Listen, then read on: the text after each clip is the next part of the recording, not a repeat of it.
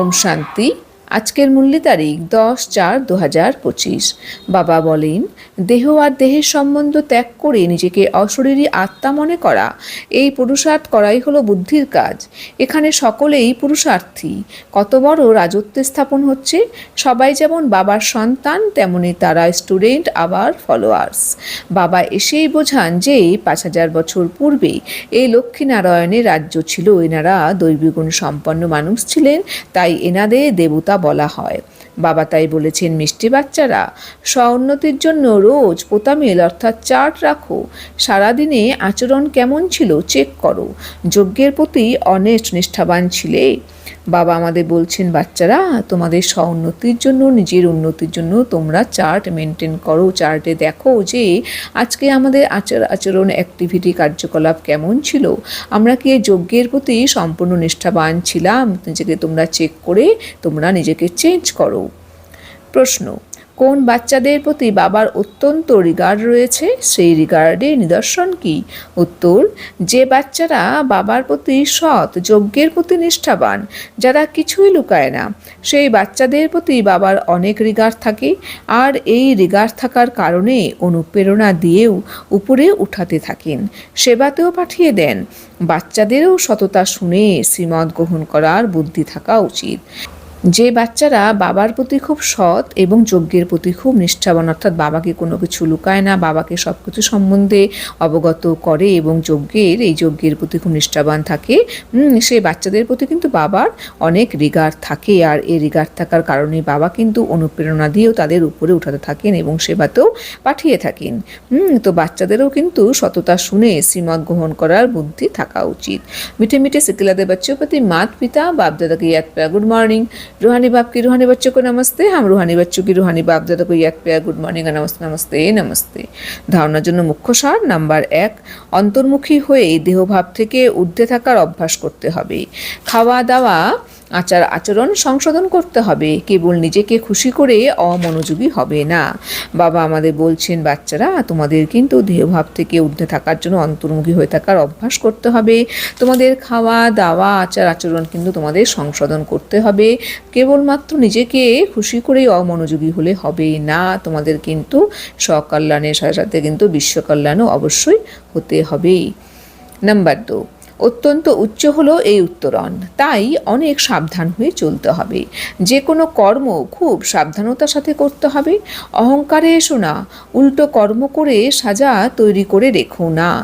এই গীত বাঁধতে হবে যে আমাকে এই লক্ষ্মীনারায়ণের মতো তৈরি হতেই হবে।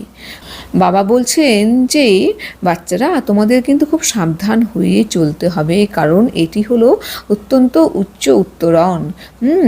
যে কোনো কর্ম কিন্তু তোমাদের খুব অ্যাটেনশন সহকারে করতে হবে। কোনো সময় তোমরা কিন্তু অহংকারের বশীভূত হবে না। এটা তখনই সম্ভব হবে যখন নিজেকে দেহ ভাববে না, যখন নিজের আত্মিক স্বরূপে টিকে থেকে সব কর্মকাণ্ড করবে।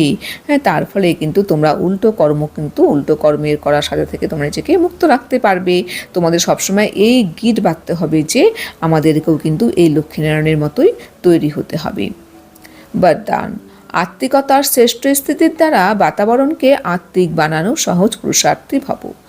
আত্মিকতার অর্থাৎ আমাদের মধ্যে যে আত্মিকতা থাকে, আমাদের সেই আত্মিকতার শ্রেষ্ঠ স্থিতির দ্বারা কিন্তু আমাদের কিন্তু সেই বাতাবরণকে কিন্তু আমরা আত্মিক বানিয়ে আমাদের সহজ পুরুষার্থী হয়ে উঠতে হবে।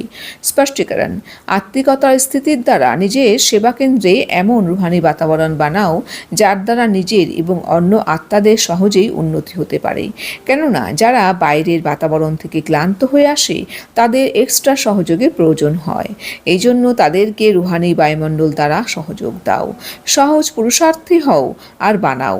প্রত্যেক আগত আত্মারা অনুভব করবে যে এই স্থানে থেকেই সহজে নিজের উন্নতি করা যাবে। বাবা আমাদের বলছেন, বাচ্চারা, তোমরা তোমাদের আত্মিকতা স্থিতির দ্বারা তোমরা তোমাদের সেবা কেন্দ্রে এমন রুহানি বাতাবরণ বানাও যাতে সেখানে এসে নিজের এবং অন্যদের উন্নতি খুব সহজেই হয়। কারণ যারা বাইরের থেকে আসে তারা কিন্তু খুব ক্লান্ত হয়ে আসে, তখন তারা কিন্তু সেই এক্সট্রা সহযোগ পেলে কিন্তু তাদের উন্নতি হয় এবং তারা শান্তি পায়। বাবা তাই বলছেন যে তোমরা বাচ্চারা রুহানি বায়ুমণ্ডল দ্বারা তোমরা সহযোগ দাও, এমনভাবে সেই বাতাবরণটাকে তোমরা তৈরি করো যাতে সেখানে যে কোনো আত্মা আসুক যেন প্রকৃত সুখ শান্তি যেন সে ফিল করতে পারে, তখনই কিন্তু তোমাদের বলা হবে তোমরা সহজ পুরুষার্থী, এবং তোমরা সহজ পুরুষার্থী হও এবং অন্যদেরও বানাও। প্রত্যেক আগত আত্মারা অনুভব করবে যেন এই স্থানে এসে প্রকৃত সুখ শান্তি ফিল করছি, আর এই স্থানে থেকে যেন সহজে নিজের উন্নতি করা যাবে। তো এইভাবেই কিন্তু আমাদের সেবা কেন্দ্রের কিন্তু বায়ুমণ্ডলকে আমাদের তৈরি করতে হবে।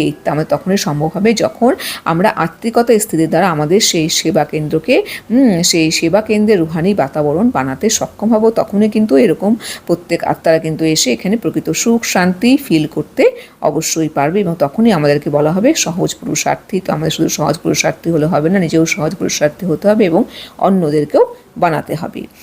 স্লোগান: বরদানী হয়ে শুভ ভাবনা আর শুভ কামনার বরদান দিতে থাকো। বাবা আমাদের বলছেন, বাচ্চারা তোমাদের কিন্তু এখন বরদানী আত্মা হতে হবে। বরদানী আত্মা হয়ে তোমাদের কিন্তু সবার প্রতি কিন্তু শুভ ভাবনা এবং শুভ কামনার বরদান সবসময় তোমাদের দিতেই হবে। এটি কিন্তু একটি পজিটিভ কাজ, শ্রেষ্ঠ কর্ম যত করবে ততই কিন্তু তোমাদের উন্নতি হবে এবং তাদেরও কিন্তু উন্নতি হবে। ওম শান্তি।